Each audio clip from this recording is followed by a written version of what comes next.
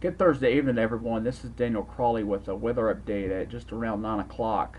Temperatures across the region are in the upper 30s, the low 40s at this time. Some folks today picked up a little bit of precip. It wasn't much, just a couple hundredths of an inch across the four-county region. And even some areas picked up a little bit of light rain, sleet, and grapple mix. What we had is we had just a little bit of cold air and drier air just above the surface, and it allowed just enough evaporative cooling to when that precip moved in around lunchtime today. We had some reports of some frozen precip to go along with the rain. It wasn't much, it didn't cause any problems, but nonetheless, we had it move through the region. We always thank you for sending in the reports. We got a lot of them today. We got a lot of you people to send us stuff and to send it on MPing. And if you're not familiar with MPing, it's an app that you can get for your phone. And not only does that information come to us as far as the Burke Weather family, that information also gets relayed to the National Weather Service. So it's very valuable, and I know NOAA and the National Weather Service really appreciate the people who take the time to send them reports, because it's good to help verify some of the things that we see in the computer models. If we see that there's a potential of that type of precip that could occur and we can get ground truth, that makes our job so much easier. So we thank you for doing that. And as always, we encourage you to always share reports on our Facebook pages: Burke Weather, McDowell Weather, Caldwell Weather, and Catawba County Weather. Now, the main reason why we're making this video tonight, we want to talk about what's going on across the country, and I'm going to widen out the view a little bit. And, we'll look at the eastern U.S. I'm going to cut the temperatures off. It's really not that bad for the latter part of January. It could be extremely cold for this time of year, and we're really catching a break right now. 30s and 40s and some 50s are dominating the scene across the south. You head northward into the Ohio Valley, you got temperatures at this time around freezing. You have to get up into the northern Great Lakes region to start getting into what I would consider, pretty cold air for this time of year. And even those temperatures are teens and single digits.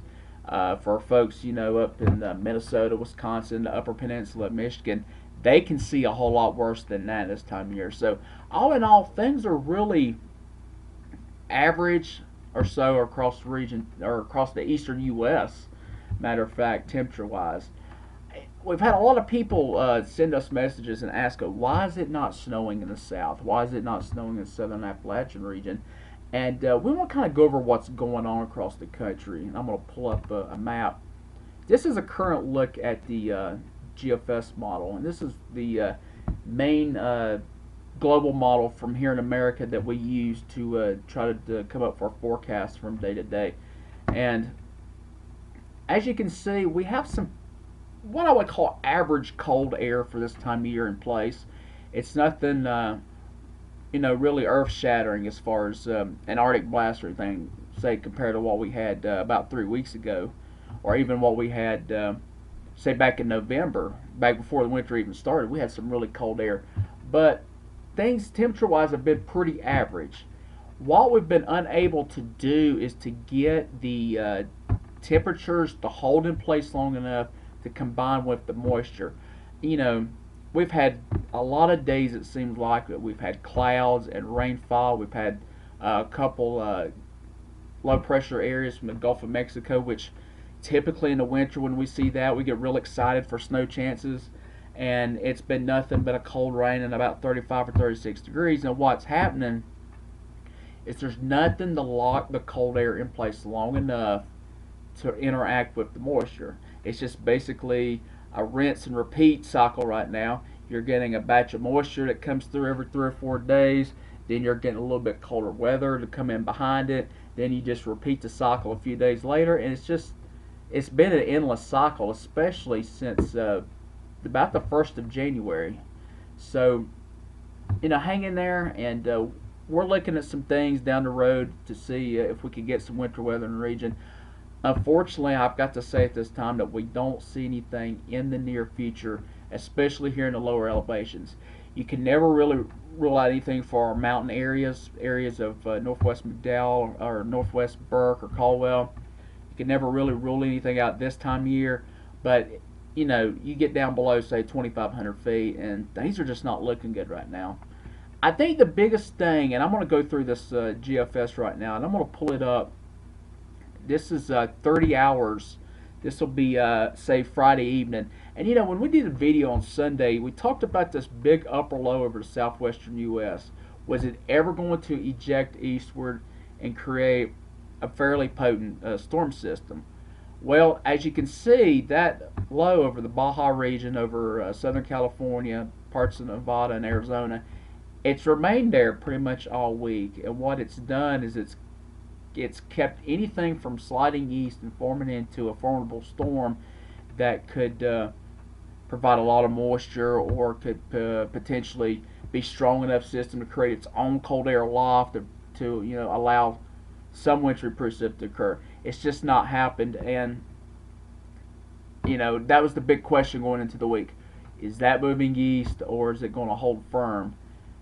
Right now, it's held pretty firm. We do see some signs that it's going to try to eject east, but it's not going to be, it's not going to be that big of a deal for the southern U.S. We are going to have an area low pressure to form as we get into Sunday late into Monday. It will slide some rain into the region.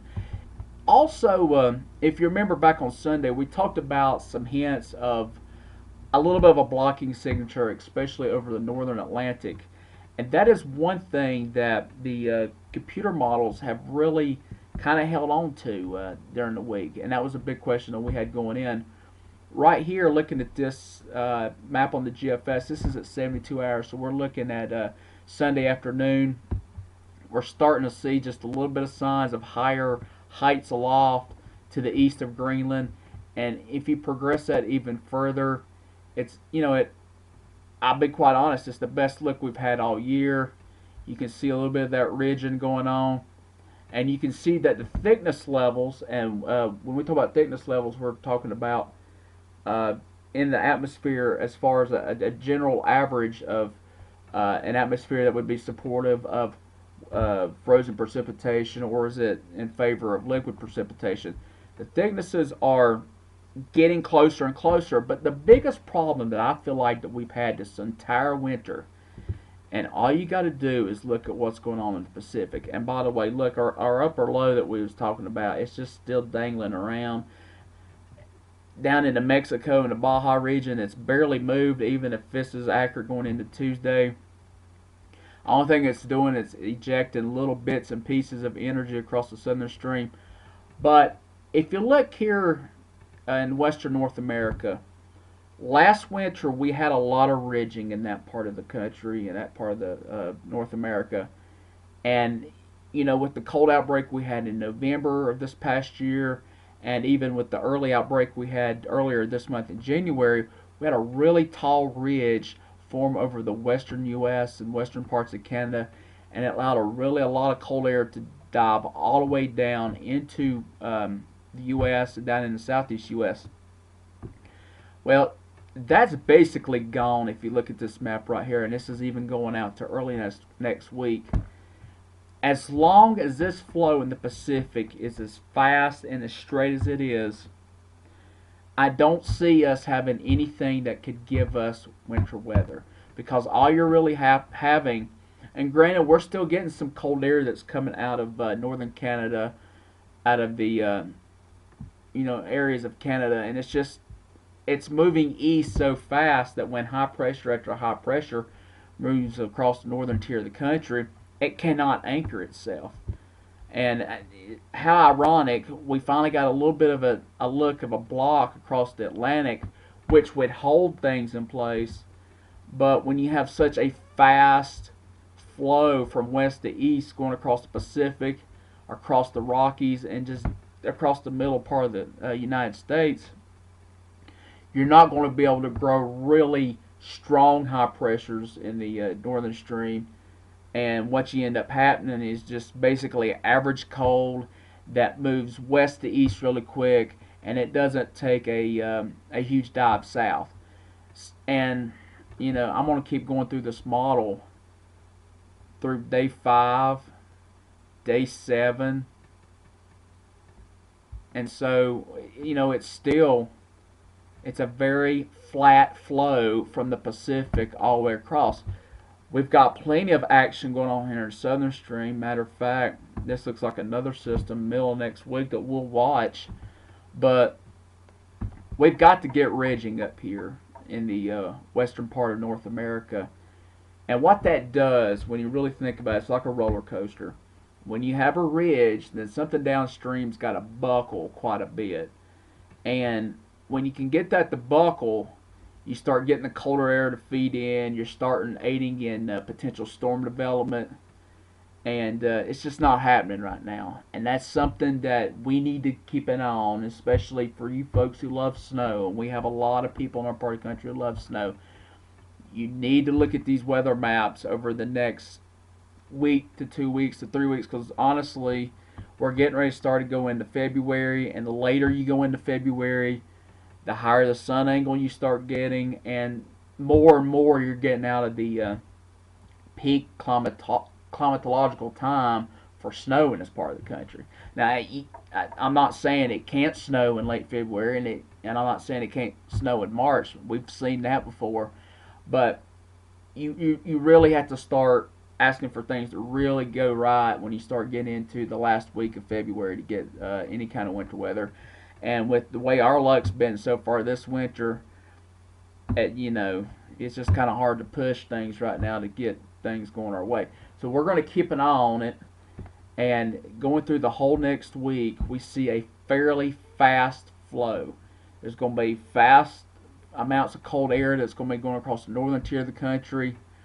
Can some of it try to dig southward? That's up for debate. Meanwhile, the southern stream is going to continue to be fast. And I'm going to show you the model right quick. Again, the GFS. And I'm going to go out to Sunday afternoon at 18Z. We have a... I'll show you here again, my bad. We have a weak area low pressure that's forming over the mid-south. We have precip that's trying to stream up to the northeast. As you can see, for folks in a high valley on Sunday, they could get a pretty decent snow out of this. And this storm is going to just continue to move eastward and go through the models. And here we go Monday morning. What we got is basically a storm that's went from, say, northern Louisiana across Mississippi, Alabama, and is tracking right over or maybe just east of the Alps. And for anyone that's around here that knows, that's not a track for snow in this part of the country. But we're still going to get some rain out of this. Totals, that's still kind of an error. I would say I would feel pretty safe in saying that we're going to get anywhere from a quarter to a half-inch of rain starting later Sunday, overnight Sunday into Monday. We'll fine-tune those totals as we get closer, but there's definitely going to be some moisture that'll be streaming through the region. And maybe when you get on the backside of this for our mountain counties, it might try to switch over. And in particular with this storm, you'll start getting into a little bit more of a northwest flow as we head into, say, Monday. And just keep going on a little bit farther through the models, you can see it just repeats itself. We get a storm that from the southern stream that moves through and gives us rain. Then the cold air comes in behind it, and it cools things down for, say, a day or two. And then here we go. If you look at the model, and this is for next Wednesday, we got more moisture trying to form down in the Gulf Coast region, and that will probably make an approach for us as we head into the middle next week. So all in all, it's a really repetitive pattern right now. And again, for our snow lovers out there, and I'll be honest, I'm one of them too. I love snow, but it's just not in the cards right now. But if there's things that happen in the future that we feel like could change into our favor, we'll definitely let you know about that. But just for the next few days, it's going to be about average, maybe a little bit below average temperature wise. Tomorrow we're actually going to have temperatures probably in the low 40s across the foothills, probably stay in the 30s in the mountains.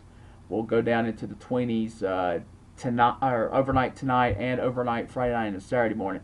So all in all, it's a kind of average late January chill. And then as we head into Sunday, we're going to get more rain, then followed by another cool shot first part of next week. And then by, say, Wednesday of next week, our next system from the Gulf Coast region we'll be watching.